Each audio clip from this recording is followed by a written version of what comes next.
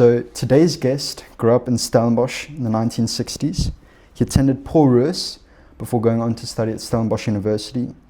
He made the very wise decision to stay at the best residence in the country, Wilgenhof, where he spent 5 years and then graduated with an MCom in mathematical statistics in 1973. He went on to qualify as a fellow of the Institute of Actuaries in London in 1977 and later attended the Advanced Management Program at Harvard Business School in 1985.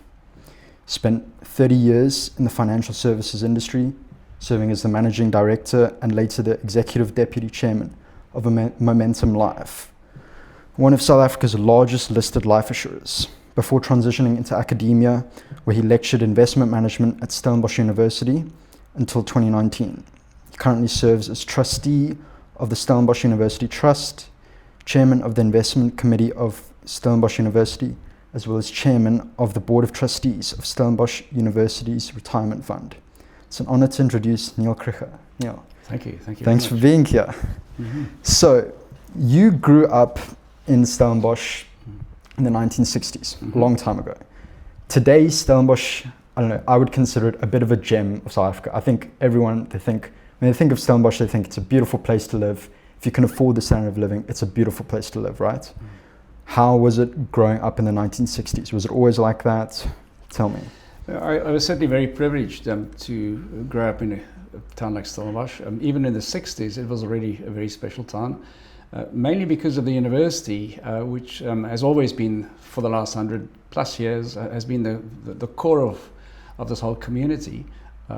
Obviously, since that time, which is 60 years ago, the town has exploded in size. And we all know about the traffic problems in town, but it's still a very special place. And it's the interesting thing, the change from 60s to now is back in the 60s, there was only really one big corporate office in Stellenbosch, being the Rembrandt Group. Today, we have probably of the order of 10 listed companies with their headquarters in Stellenbosch, notably Capitec. Until recently, Mediclinic was listed. They've now delisted. Likewise, Distel, which has become part of Heineken. PSG, likewise, delisted recently, but they still have Kuro and Stadio and PSG Consult in their stable. So a big migration, if you like, of business from the north to Stellenbosch in particular. So that has changed significantly, and the university back in the day, I think we were maybe 8,000 students. Now it's like 33,000, and that is, of course, has a huge impact on the infrastructure of the town. But yeah, it's a great privilege to live in this place. I find it tremendously stimulating, both in terms of the academic world, but also meeting some interesting, fascinating people. From different backgrounds, ranging from business to artists and to a whole range of professionals. That was the big surprise when we moved back 23 years ago. That one, we felt very welcome, and two, this wide array of different people and who befriended us to this day. So that's it's been great. Do you think there's a balance between growth and detracting from what made it so great? Do you think there's a stage where the municipality needs to step in and try and limit the growth of the town to maintain its... I think we're very close to that point. The infrastructure, particularly the road infrastructure in the center of town, simply can't take much more strain than it is at the moment. The municipality will have to give some serious thought to looking at the examples, for example, of Oxford, where the centre of town for quite some time has been pedestrianised altogether, and only buses are allowed in that core area.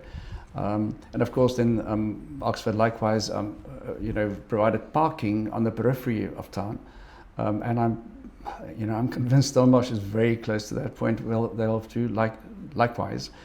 Of course, a lot of the newer developments in terms of new suburbs are outside of Stellenbosch. For example, Nooit Gedacht and next to Kayamandi, a huge new development, Welgevonden, a whole host of those, where they own little shopping centres and basic facilities which does relieve some of the pressure. But of course, those people need to work somewhere, and invariably it might be Stellenbosch. So traffic, I think, is the biggest challenge. Yeah, yeah. And then, so you grew up in Stellenbosch, and then you went to study, and you stayed at Wilgenhof. Mm-hmm. Now, Wilgenhof in recent times has developed quite a reputation for good and a few bad reasons. How would you summarize your Wilgenhof experience as someone who experienced it in that time? For me, it was a life-changing experience, a glorious 5 years. Back when I was at school, I guess I should be classified as the ultimate nerd. I was mostly interested in my studies and not much else. And sport, of course. I was a keen athlete and a tennis player, and I even played for the first rugby team of Forres occasionally. So there was some balance, but I was very much a nerdy sort of guy. And Wilgenhof succeeded in instilling balance in my life, and in particular, respect for other people's points of view. I had the privilege in my time at Wilgenhof. I was final year when Judge Edwin Cameron was first year, and at the time we were poles apart in terms of our views on life, on politics, and everything. We were just different. And yet, we had many debates in 1972, and we got to respect each other. And to this day, I'm happy to say we're still very good friends with a very healthy mutual respect. And that is that single trait has been an enormous advantage in my whole career, in my whole life. That make room for other people's points of view, embrace diversity. I think in the South Africa we know today, that's a huge asset, and that's all thanks to my experience at Wilgenhof. And certainly I've made lifelong friends. To this day, my best friends are all ex-Wilgenhof. So yes, Wilgenhof has been very good to me. Yeah. And so you leave Wilgenhof, and now you, in your own words, you say you were a super nerd. But I mean, to do actuarial science in the 70s, I mean, I speak to people today and they still don't know what it is. So I mean, in the 70s, I don't know how you even found out what it was, let alone decided to do it. So I mean, what were the events or key moments that pushed you towards wanting to pursue actuarial science? Well, I guess I've always been very fond of mathematics, firstly, and secondly, I relished the challenge. And when I was at varsity and people asked me, what are your plans? And I would respond by saying, I'm thinking of actuarial science. They would react and say, but are you crazy? And nobody passes actuarial science, because back in the day, students had two options in South Africa. The one was to enroll at the Institute of Actuaries in London, or the other one was the Faculty of Actuaries in Scotland. Those were the two choices. And it was all by correspondence. You actually just received a couple of textbooks and some supporting material, and you were told you should pitch up in the first week of May at some date at the Old Mutual's head office, and then you would write the exam, and then there would be this deafening silence for 10 weeks, and then I think the first or the second Friday in July, the results were announced, and you either passed with no further comments, or you failed with either an A, a B, a C, or a D. Now, if you got a D, a failed D, the response would have been, if you had been serious about this career, think again. This is not for you. Whereas if you missed it with an A, it was you missed it by 1 or 2 percentage points. But the point is, I think the year that I qualified in 77, we were, I think, 5 new actuaries in the whole of South Africa. So it was a rare breed. It really, we were few and far between. Things have changed a lot to this day. Now quite a couple of universities offer their actuarial science courses, including Stellenbosch. And 1 and 2, South Africa, I think for the last probably 20 years or so, has now got its own actuarial qualification, which, as you know, is also accepted in both the UK and Australia, as at least those 2 countries. So you can move freely as an actuary between these countries. So internationally, the South African qualification is clearly regarded very highly. But but I think, you know, the number of actuaries qualifying these days in South Africa was probably of the order of maybe 100 per year or something. Yeah. So clearly, I guess back when we qualified, you know, there were lots and lots of opportunities for qualified actuaries. These days, it's probably more of a challenge. But then again, I think these days, you find actuaries in a much wider array of different professions, different careers than the sort of mainstream actuarial science. And I certainly, to this day, find that some of the stuff I learned, for example, compound interest, I still use daily. So I certainly have no regrets at all. If I had to start over again, that would be the course I would have pursued. Yeah, yeah. And I mean, look, I mean now, you know, studying, like, I don't think I get through a single tutorial without consulting like AI or the internet. So I mean, I don't know, like, how was that process qualifying without any sort of internet? I mean, what materials would you use? Like, where's the help? Well, that was a challenge. Bear in mind that we're talking about the sort of mid-70s. And you were reliant on the textbooks and some supporting notes. And then, yes, I was fortunate at the time I worked for Sanlam, and Sanlam being one of the biggest life insurers in South Africa. I remember my final exam, which was the most difficult. It was sort of life office practice. You know, you're now practicing actuarial science in a life insurance company, and you're the actuary of this company, and you're facing these challenges. How would you address them? So we were a group of, I think, 6 or 7 students all writing that same exam. And so we met every Wednesday with the actuary of Sanlam.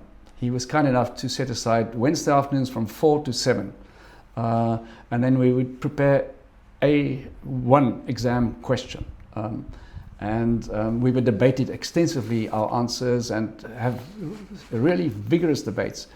And I'm happy to say, if I recall, something like 5 of the 7 of us passed that exam thanks to the wonderful input from, you know, your peers and this qualified actuary guiding us. So that helped. If I'd been on my own, I don't think I would. That final hurdle was a really high one. I can't think of how I would have passed that without some inputs from my peers. Yeah. They're tough exams. So you qualify as an actuary at Sanlam, and then you end up going to Momentum, right? Mm-hmm. And then what were your ambitions when you first got to Momentum? Did you think, you know, my MD sucks, I want to take his job? Or, you know, how did you end up becoming MD? What was the path? Well, I think it was both a carrot and a stick a little bit, in that the carrot was, at the time, Momentum was a very small life company, and the majority owners were ABSA and Remgrow. They also had a stake in another life insurance company called Lifegrow, which was the new name for what used to be Legal & General, the UK insurer, their subsidiary in South Africa. And then when they pulled out, they renamed it Lifegrow. So they had these 2 insurers in the same stable, and they were eager to merge the 2. And I happen to have known the senior guys at Remgrow. In fact, we grew up together. Evan Herzog was in the same class as I was, and Johan Rupert was 1 year behind. So we knew each other, and we started talking about possibly getting involved in this merger. So that was the carrot bit. The stick bit was a little bit, at the time, Sanlam was a mutual company. And the word shareholder was anathema, and it was not on the radar screen at all. And I, to be frank, found it increasingly difficult to work for a company where the word profit doesn't exist. It's size at all costs almost. So there was this race in a way between being a mutual company, and Sanlam, who's the biggest, and it just didn't appeal to me anymore. So I felt, it was, I'd been working for Sanlam for 15 years, and it was a great period in my life. I learned a huge amount of skills, and I was fortunate to be part of the general management team. But it was time for a new challenge, and I'm delighted that things worked out well at Momentum. From small beginnings, they actually grew through not only that first takeover of Lifegrow, but then about 10 years later, they took over Southern Life, which at the time was number 3 or number 4 in the country. They also took over Sage Life at a later stage, and finally merged with Metropolitan. So they grew through acquisitions, and today they're one of the top 4 life companies in South Africa, with a market share of, I guess, of the order of maybe 15%. Yeah, yeah. And, you know, there's this perception that actuaries are very analytical and perhaps not necessarily natural leaders, right? How do you feel that your actuarial background affected your ability to lead teams? Do you think it was a burden or it helped you? So that's an interesting question. You're right, the actuarial science is a pretty narrow field, and there's this joke about introvert actuaries and extrovert actuaries. The introvert would look at his own shoes when he talks to you, and the extrovert would look at your shoes. So yes, I guess that was largely true in the sort of 70s, 80s. But increasingly today, one finds that people with strong EQ would also become actuaries. And I guess I was fortunate in having had exposure while I was at Sanlam to the marketing side of the business, on the institutional side, where I spent quite some time. So that when I moved across to Momentum, my biggest involvement was with lo and behold, marketing, where of course, to be able to work well with all sorts of different people, and you will appreciate that salespeople sometimes have big egos. So whenever I was due to meet a really top, smart marketing guy, I would study, what's his birthday, what's his wife's name, the children, what are his hobbies. And I would really see it as a challenge to get to know this person well, and in fact, remember all that information when we meet again.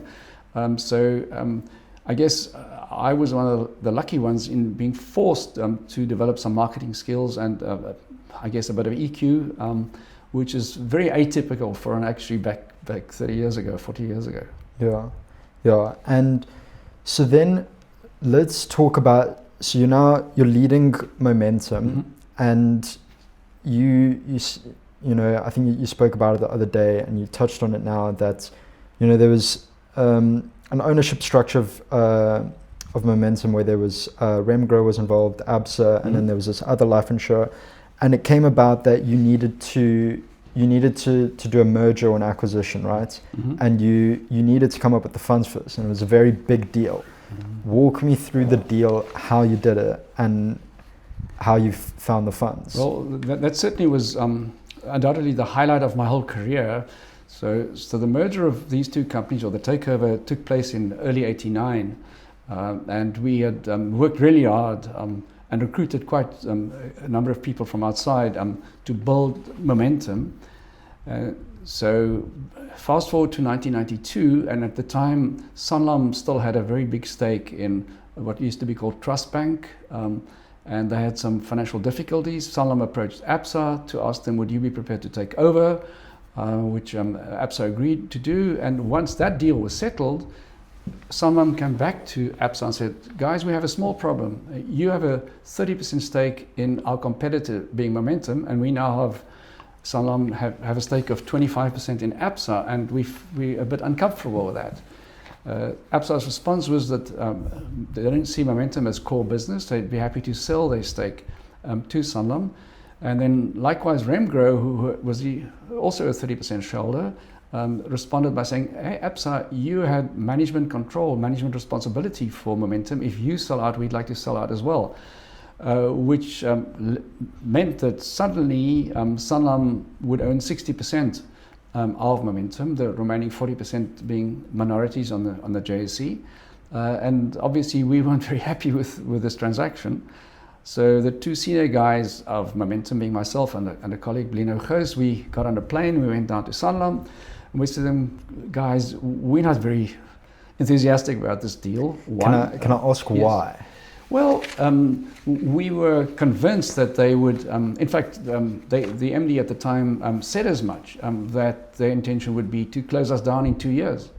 And we would be assimilated into Sanlam, so there would be no Momentum anymore. And we worked so hard for these 3 years that we just didn't want to see all of that going up in flames. So that was not great. And we also said to them, Sanlam, you've always grown organically. We were caught in the crossfire because you had a problem with Trust Bank, and now suddenly we are becoming part of your stable. So they gave us a window of 6 weeks and said, okay, the deal is if you can find another partner, if you're prepared, if that partner is prepared to pay a 30% premium to the transaction price that we've agreed with Absa and Remgro, we will consider that. The board will consider that. And Blino Gous and I went to GT Ferreira, who was the chief executive of Rand Merchant Bank at the time, and asked him, would there be somebody that he knows of in their sphere of influence among their client base who might be interested in doing a transaction. And the very next week, the three founders of Rand Merchant Bank, being GT Ferreira, Laurie Dippenaar, and Paul Harris, literally walked into our office, and they said, but they wanted to do the deal, which was an extraordinary event for us. And within a week or two, we were able to literally shake hands. So I guess lesson for the day: trust in business is massively important. Fortunately, we knew each other by and large. Paul Harris and I were at Wilgenhof together. He was a year behind me. And Blino Gous had a brother, Rudolf Gous, who worked for Rand Merchant Bank. GT Ferreira and I participated in athletics together, so we knew each other. And I guess that facilitated the deal. But the extraordinary thing about this deal was that at the time, RMB Holdings was owned 100% of Rand Merchant Bank. It was still unlisted, and the way in which it was financed is step one: RMB Holdings sold 100% of Rand Merchant Bank to Momentum for a price of 300 million, which happens to be the purchase price which Sanlam was asking. So step one, that deal was done, and step two, now RMB Holdings has 300 million in the bank, and then they paid that amount across to Sanlam, and lo and behold, suddenly they became a 60% shareholder in Momentum. But the extraordinary thing about this is, at the time, I guess the whole net worth of GT, Laurie and Paul was concentrated in their stake in Rand Merchant Bank. And here, what are they doing? They're making Rand Merchant Bank a subsidiary of Momentum, which means they're putting their whole personal fortune as well as their reputation on the line, trusting the management team of Momentum, which was an extraordinary vote of confidence. I'm very happy that it worked out very well. At the time, there were 10-for-1 splits and all sorts of interesting things, but if one translates it into money today, the initial transaction price that Sanlam had to pay to Absa and Remgro was 34 cents per share. They wanted that 30% premium, which was 44 cents a share. And we agonized about this because the RMB guys insisted there's one condition in this deal, and that is that the 15 senior people at Momentum should also commit to buying shares in Momentum at 44 cents. Needless to say, we had to incur quite a lot of debt to do that. Now, if you fast forward to today, Momentum became the vehicle to become First Rand in '98 when RMB took over FNB, and at the same time Momentum took over Southern Life. And along the way, Discovery was unbundled from First Rand, and likewise Momentum. So if you add all of that together in today's money, it's well more than 10,000 cents. So the 34 cents, 44 cents that's 34 years ago has now become well in excess of 10,000 cents. So all worked out very well for us. So they almost did you a favor asking you to buy in, hey? Absolutely. I mean, imagine if you hadn't. Yes, indeed. So do you still own?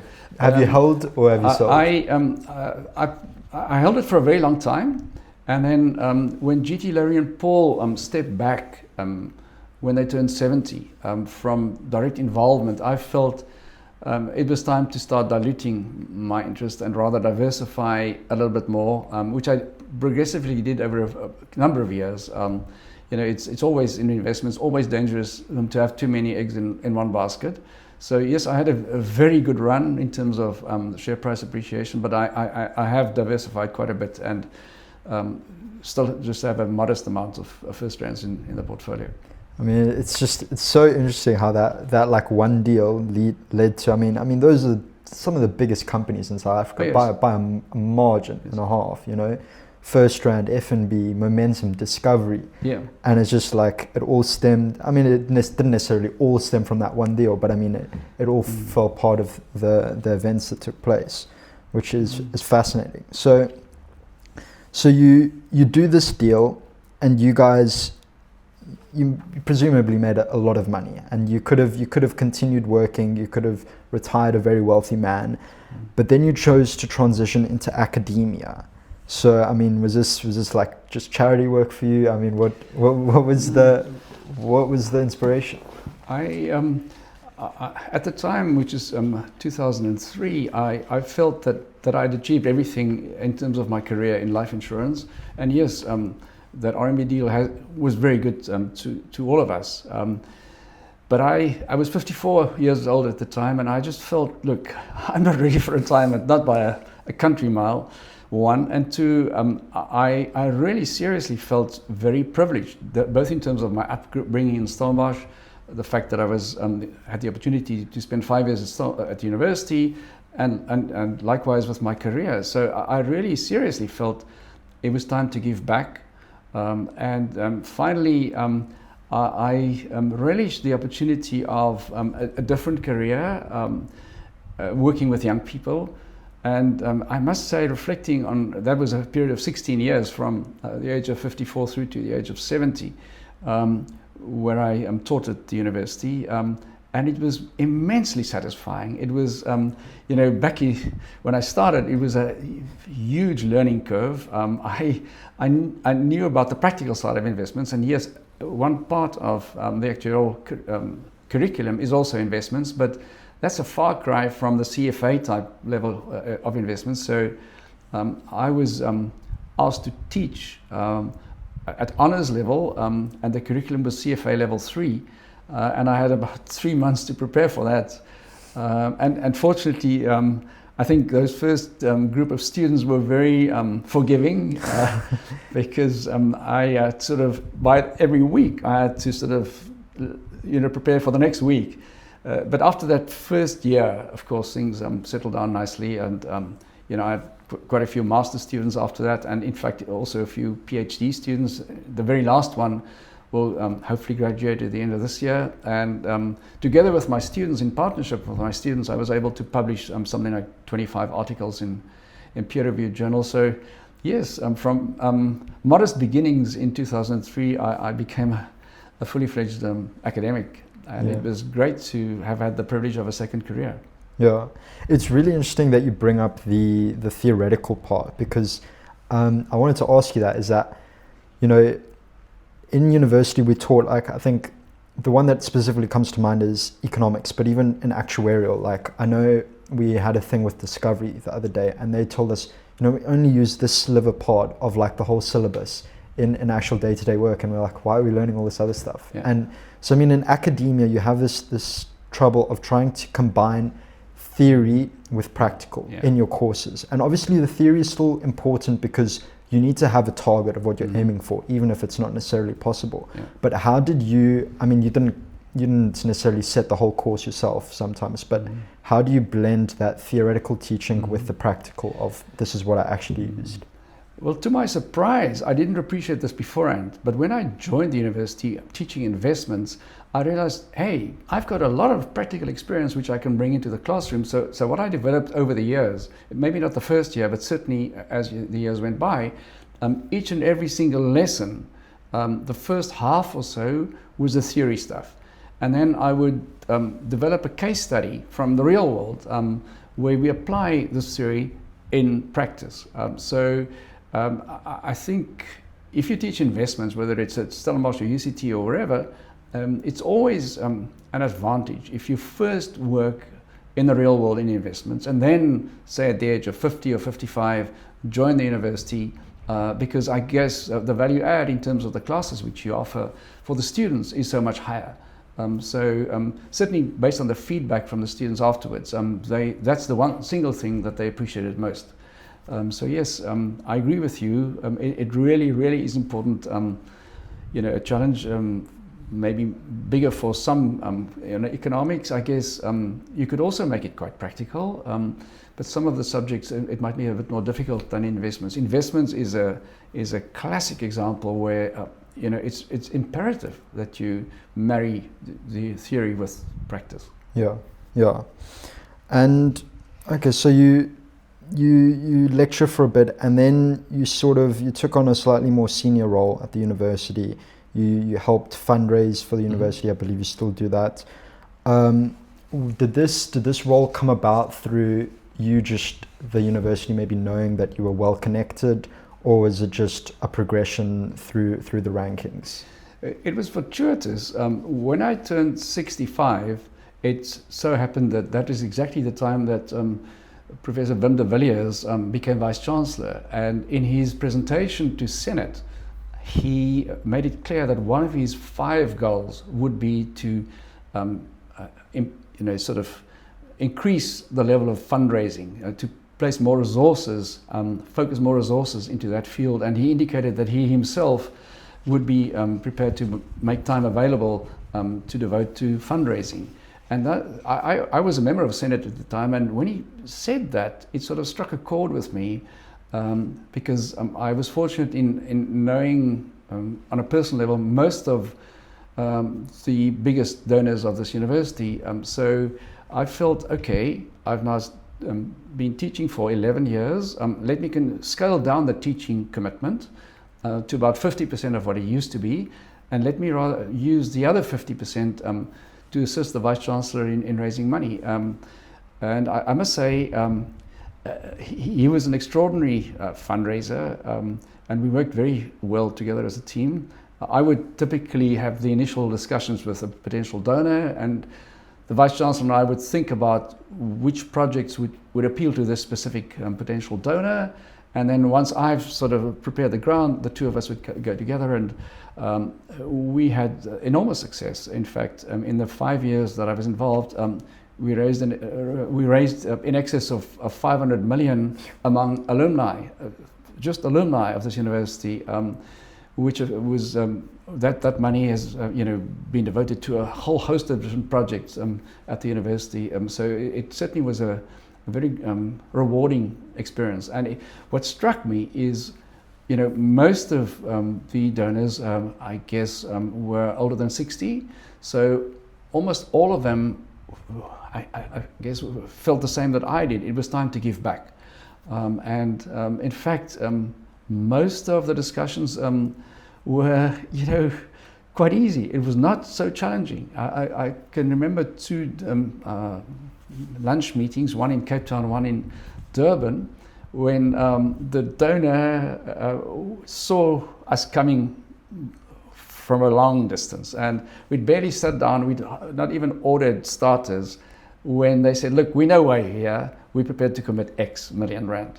And then we could just sit back, I can relax and have a nice glass of wine together. And yes, so what struck me is Stellenbosch University is privileged in having a very, very loyal and engaged, committed donor group of people. In fact, what happened back in 2015 when we started, we launched something which we call the Chancellor's Circle. So if you donated 5 million or more to the university, you would automatically become a member of the circle. And once a year in November, there's a dinner hosted by the Chancellor, and of course the Vice Chancellor would be there, and all the members, there are about 25 out of them, would really go to great lengths to be at this dinner. They come from London, from Durban, from Joburg, and it's a great get-together. So somehow we've managed to strengthen those ties among those major donors. And I'm delighted to say quite a number of them have been repeat donors. Having given a substantial amount of money, they're giving yet some more. So I think Stellenbosch is in this privileged position that we have this very loyal donor core. Yeah, that must be a cool dinner to attend, eh? Oh yeah. I imagine it's just like every big name. But so, I mean, this wasn't the first time you had to fundraise. You obviously had to fundraise for the Momentum deal, right? Yeah. So, I mean, what if anything did you learn about the art of convincing people to give you money? I think two things. The one, you've got to be sincere. You really, I mean, this is all about trust. People have to have faith in your integrity. And secondly, I guess you as a fundraiser have to be prepared to commit substantial money yourself in terms of your personal donation. I found that gave me a lot of credibility in meeting with person A and saying, look, I've committed X, would you be prepared to do likewise? That helps a lot. So I think those are the two guiding principles. Yeah. And okay, so there's this, I'm sure you've seen in the news, there's this talk of Stellenbosch Mafia, right? Yeah. And I mean, you've just listed how you've gone to, university with Johan Rupert, the founders of Rand Merchant Bank, like, the founder of Capitec, it's just, there's not a formal Stellenbosch Mafia, but I can't, you just said, like, everyone is very loyal to this university, to this town. And it's like all these big guys are so interconnected, even if it's not a formalized thing. Why do you think Stellenbosch has excelled in this regard, seemingly more than other institutions? It's an important question that you raise, and I want to echo what you said. The so-called Stellenbosch Mafia, that's a bit of a myth. But Stellenbosch is a small place, and South Africa, for that matter, is not that big. In business, everybody knows everybody. So I think that helps. This would not work in London or New York. It's just too impersonal. And yes, I'm fortunate in being personal friends with quite a few of the people that you've mentioned. Friendships which have been built over many, many years. And I think all of that helps. It's easier to open those doors. To my knowledge, Stellenbosch has been the most successful in generating donations from its alumni network, much more so than any other university. I guess the closest would maybe be UCT. They've also been quite successful, but I think Stellenbosch is a little bit ahead of them in terms of this very loyal donor base. And yes, it boils down to personal relationships and friendships. Yeah. And do you think the current generation of Stellenbosch students are going to experience the same network in the coming decades? I'm convinced it'll be the case. It was interesting in my experience engaging with the newer generation. I have to confess, I was less successful in convincing them that it's a good idea to invest in Stellenbosch. And there's an obvious reason. They're like in their 40s, maybe early 50s, and their children mostly were at school. So the feedback from that generation was they're happy to invest in the community, but their priority would be the schools, Paul Roos, Stellenbosch High, Bloemhof, those schools where they would, and I know they've, some of them have committed substantial resources to developing the infrastructure of those schools. So I guess, there are seasons in your life, and in the initial years, once you've made some money, your first obligation is to the school which your kids attend. And then I found once the donors' children are at university, then the door is open. Then they're prepared to listen and even commit. So I realized very quickly, look, focus on the 60-year plus group, and let my successor could focus on the next generation. Yeah. All it takes is just like one of the kids to not have very good marks, and the university just suddenly gets a new building, and then they get in, right? But okay, so when you spoke to us, you spoke at Wilgenhof the other day. You encouraged people to go overseas, and I think it's a good idea. It's something I've always wanted to do after their studies. Yeah. But how do you weigh that? Because I mean, here you've spent your whole university life building this network, which we've just emphasized has so much importance and can dictate so much success over your career. And now suddenly you're moving overseas, you're losing all of that. How does someone weigh that decision of going overseas, experiencing something new, becoming uncomfortable with, building a successful career with your network? Yeah. I'd like to give some context to that comment, and that is, I want to repeat what I said the other night, and just reflect on the advice we gave our kids, being that all four of them actually did attend Stellenbosch University. All four went abroad, obtained additional qualifications abroad, worked in their chosen careers. Two of the four actually returned to South Africa, one after 4 years, the other after 11 years. And I'm sure both of them will agree that the fact that they had some offshore experience stood them in very good stead on the return. So my point really is, I think it's a good thing that you get wider exposure. But I'm not for a minute suggesting that people should pack up and leave. I can only say that the quality of life that my wife and I are experiencing at Stellenbosch is extraordinary. This is a unique town in the world context. We have great facilities at our doorstep, and as we grow older, of course, healthcare, access to quality healthcare becomes ever more important. And I have no doubt that on that score alone, Stellenbosch is an extraordinary place, as opposed to, if you were to fall seriously ill in London, you have a problem. And likewise in most other first world countries. So I'm not for a minute suggesting that one should pack up and leave indefinitely. What I'm suggesting is go abroad, get some experience, get some exposure, and then make up your own mind, and preferably come back and give back to this country which has been good to you. Yeah. And so with that, I mean, where do you see, someone who helps drive Stellenbosch University, through fundraising and everything, what is the vision for the next 10, 20 years? What are you telling these donors? Where do you see Stellenbosch University in the next decades? It's very interesting. The universal feedback from all these donors is they want to see Stellenbosch as a world-class institution. Be it research, be it the quality of the teaching, the involvement with the community.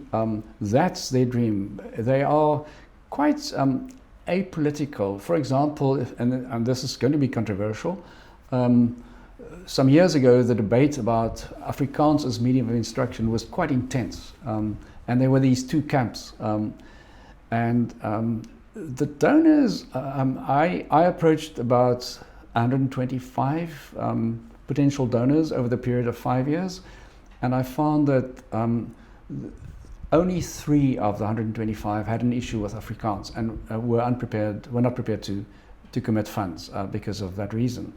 The rest, for them, it was about the world-class institution. That was what it's all about. I think and of course the demographic realities are also very real. Each year the university asks first-year students, one, what is your home language? Two, what is the medium of instruction which you prefer at university? And if I recall, the last numbers I saw it was certainly less than 40%, maybe less than 35% of first-year students have Afrikaans as home language, first point. Second point, very importantly, of that 35-odd%, only half of them prefer instruction through medium of Afrikaans. The other half prefer English. So I guess the realities on the ground is that Stellenbosch University has a duty to welcome the whole spectrum of students, whether they're Afrikaans speaking or English speaking. Yeah. And so you've met all these donors, you've met, you've worked in corporate, you've met a lot of successful people. Who's impressed you the most out of everyone you've met? Who, like, this guy, wow, put him in the middle of nowhere and he'll be a billionaire tomorrow? Okay, if I may, I'm going to give you 2 names rather than one. Okay. The first one undoubtedly would be Michiel Leroux, the founder of Capitec. We happened to have been first-year students together back in '68. He did BCom law, I did BCom with mathematics. And I just realized back then that this is an extraordinary guy who is able to think laterally like nobody else I've ever met. And after a very successful career in liquor, he became the MD of Distel at the tender age of 31. He actually started Capitec Bank when he was 50 or thereabouts. and made an extraordinary success of that. So much so that at the moment the market cap of FirstRand is the biggest, but sort of a very small notch behind them would be Capitec. So from nowhere, they've grown to the second biggest banking group in South Africa. And what I always admire about Michiel is he feels very strongly about giving back. He has a whole foundation, Millennium Foundation, which operates below the radar screen. But to his credit, he wants to give back, as most of these donors that we've talked about have done or are doing. So Michiel undoubtedly is a very smart guy. The other one, if I may, would be Laurie Dippenaar. And the reason why I mention his name is, one, he was, when we did the deal with Rand Merchant Bank and with these three guys, they only made one change. They brought Laurie in as chairman of Momentum. So we worked shoulder to shoulder for a long, long time. And to this day, we're still very good friends, and so are our children. So he was prepared to forfeit a very senior position at Rand Merchant Bank and to come across on a full-time basis to Momentum. But more importantly, Adrian Gore, more or less at the same time in '92, was still working for Liberty. And he had approached Laurie with his dream. He had a laptop and a dream, which is Discovery today. Laurie was prepared to commit to say to Adrian, okay, you have 10 million seed capital, and you can have a 10% stake in this new company. And Barry Swartzberg, the co-founder, I think got 5%, and RMB had 85% initially. So the rest is history. Laurie had the foresight to see there's a future in this company. Fast forward about 6 more years through to about '98, and I sat in the exco at Momentum when the founders of Outsurance pitched their idea. And again, it was Laurie who saw the potential and said, okay, we're going to back these guys. And the rest is history. Discovery dominates healthcare. Outsurance dominates short-term insurance. And Momentum, likewise, is a force to be reckoned with in life insurance. So Laurie contributed to, really rewriting the rules in each of those 3 industries. So all credit to him. Sure. Yeah, and he's very under the radar, right? Oh, yeah. I mean, it's not, you don't see his name in the publications, but I mean, like you said, he basically, he was the reason that happened. Yes. Did he take personal percentages in the companies or no? I'm not sure about that. I know he was for a long period, he was chairman of all 3 companies. And I guess the bulk of his investments would have been, he's very sensitive to conflict of interest. He would, obviously Laurie was a very large shareholder in FirstRand. So the conduit would have been FirstRand. Yeah. So through FirstRand, Laurie would benefit. But I'm pretty sure that he certainly did not have any personal stake. Yeah. Because remember, those companies were unlisted when they started, Discovery and Outsurance. And FirstRand or Rand Merchant Bank before them really provided the seed capital and Momentum to an extent with Outsurance. So it would have been the institutions rather than the individuals. Yeah. And what would you say, like among these two and among the other people that you've met, including yourself, what's the common characteristic, if there is any? Wow. First of all, they're prepared to take risk, calculated risk. So Laurie is a CA and he traditionally is actually quite a conservative person. I think when we talk about the trio, GT, Laurie and Paul, Laurie was always the conservative guy, but he was also, at the same time, he was prepared to take calculated risks. So that must be a hallmark of Laurie, which sort of comes to mind. Secondly, I think both of them have extraordinary EQ. They both realized that they needed people around them with skills. And they encouraged vigorous debate. They did not want yes men. They wanted people who disagreed with them. And then we would have this very good debate. And then Laurie would sort of bring all this stuff together and find some common ground. So that's we had glorious exco meetings, where we had these really, really serious debates, focusing on the facts, not focusing on people, but focusing on the facts. So I think that's a second feature. And as we speak, the other thing which strikes me, speaking about both those two guys, is extraordinary humility. Both of them, as you were saying, Laurie and Michiel likewise, they just operate below the radar, and they're just down-to-earth people, family people. Their kids and their grandkids are really important to them. Strong values. Yeah, I believe Michel's grandson's in Wilgenhof now. Oh yes, first year. That's correct. Yeah. Yes. Yeah, he's a very nice guy as Okay. well.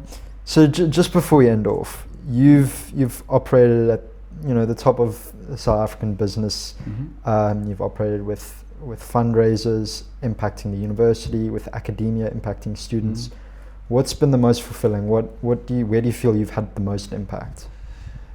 Well, I've been really fortunate in having 3 careers in a way. First, financial services for 30 years, then teaching for 11, and then finally being involved with fundraising for another 5. So I feel very blessed that I've had that experience, that exposure, yes, I guess. Since I'm 77 now, and I still feel very strongly I'm not quite ready for retirement, and I have this urge to be involved with the community, to give back, as you mentioned before. I'm still involved on a variety of forums at the university, be it the retirement fund or the trust or the investment committee. I feel strongly that all of us who had who received a long straw in life, we have a duty to give back. Yeah. Okay. Thank you. Good. Thank you.